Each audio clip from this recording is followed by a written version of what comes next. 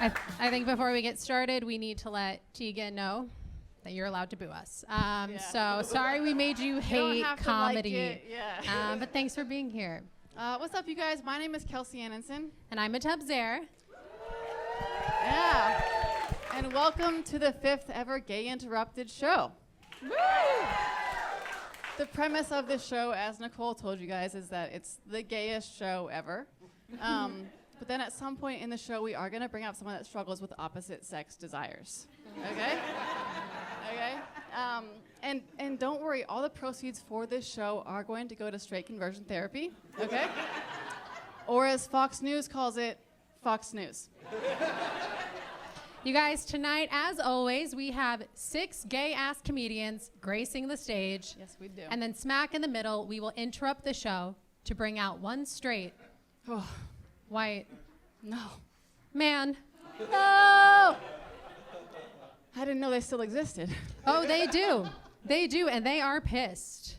It's been a hard couple of years for them having to consider other people, be qualified for jobs, and experience consequences for their actions. It's hard. But they are kind of having a comeback right now. If you consider a comeback going from being at the top to being at the tippity top. They are feeling emboldened. This is true. Just last week, actually, a man in our building yelled at me to smile and laugh. It was a twofer. Yeah, he was screaming at me because I wasn't frolicking around.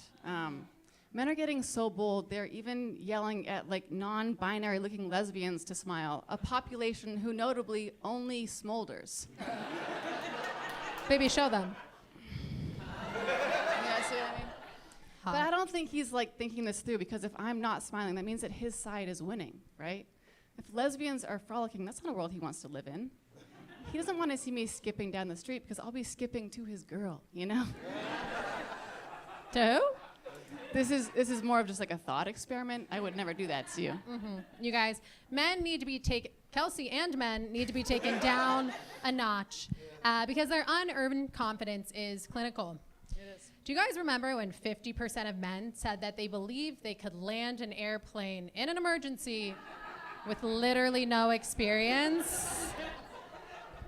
And I kind of think that 100% of those 50% can't land a woman. Oh, that's confirmed. Yeah. Yeah. You guys, I looked it up. The inside of a cockpit has 10,000 buttons. And I've never met a man who can figure out one very specific button. Even with the control tower in his ear telling him exactly how the button works and how fast to push it. You just can't figure it out. I mean, she knows she tried to be straight. Baby, don't embarrass me. Let's take a poll. How many men in here think you could land a commercial airline in a pickle? Come on. Don't be shy. This is a safe space. Come on. Okay, all right. No brave men in here tonight. No, we don't have a worst. You look so lovely. I believe it. Look how he's dressed. You could do it. You could do it. You probably could do it, one. Yeah, I believe you. I kind of blew your line there, though. It's okay. You just go on to the next one. I'll do it. Okay, new question. How many lesbians do we have in the audience? Whoop! Well, there should be more, but thank you for being here. All right, we got to work on this, but thank you, allies, and I guess bisexuals and men. I don't know. But anyways, this was for the lesbians. No, I'm kidding. Thanks for being here. Thank you. Yeah, lesbians, we love you guys. Yeah. Yeah. But there are some dynamics in lesbian dating that do kind of make me upset. Yeah, but good thing you're not dating anymore, and you're in a really happy, committed, homogenous relationship. Monogamous? Yeah, you say tomato. I say don't fuck other girls, Kelsey. Okay, fair. That's true. Yeah, turn that page. But back in the day when I hated dating, because I hadn't met you yet, I was always the more like masculine presenting lesbian when I would go on dates, so I was typically expected to pay. But I'm still a woman, I still get paid less than a man. So I feel like I should get some sort of dyke discount. Yeah, which is like Yeah. 25% off if you can actually make her come. You know? I could get that discount like most of the time. Some discounts we know are like harder to get. Okay. Some of us don't stop until we get the discount. Some of us have work in the morning and have to get up early and can't hang around for the discount to get there. When it says it's going to come, it doesn't come. Okay. Okay. Okay. Another thing that makes me kind of upset is that I always have to be like the protector. Yeah. But when push comes to shove, like I'm just a little lady. You know what I mean? But I guess all this kind of pales in comparison to the complaints I have about heterosexual dating. Because like straights, you guys can meet someone and like accidentally make a human being. Like if any type of dating is a threat to society, it's got to be that one. We can say that because Kelsey and I were both accidents. Or- Thanks, Mom and Dad. I don't know. You guys see, lesbian dating, as one person knows, thank you, actually reduces the population because when two women get together, they scientifically merge into one singular human being. You've seen it. There's usually only one host. Okay. There's two of us up here. Yeah.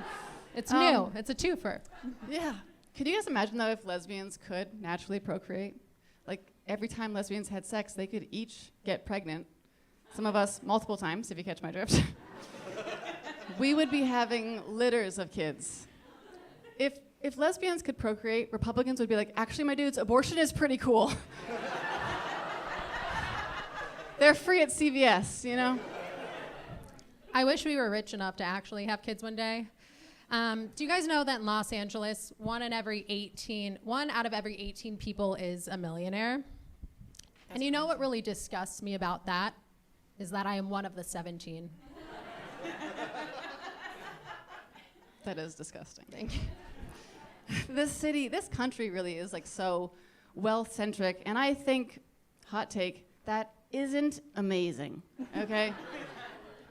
There are actually 43 billionaires that live in Los Angeles, and sometimes I think, oh, I'd like to be a billionaire. But then I realize that I actually just kind of want like a yard and affordable health care. If I was actually a billionaire in today's society, I'd feel like a piece of shit, you know? I'd look amazing. Amazing. But I'd feel bad about it. I'd just be like sipping on my martini, overlooking all of the Mediterranean on my 300-foot yacht, thinking to myself, I am so embarrassed. Okay, are you guys ready for the rest of the show? Yeah.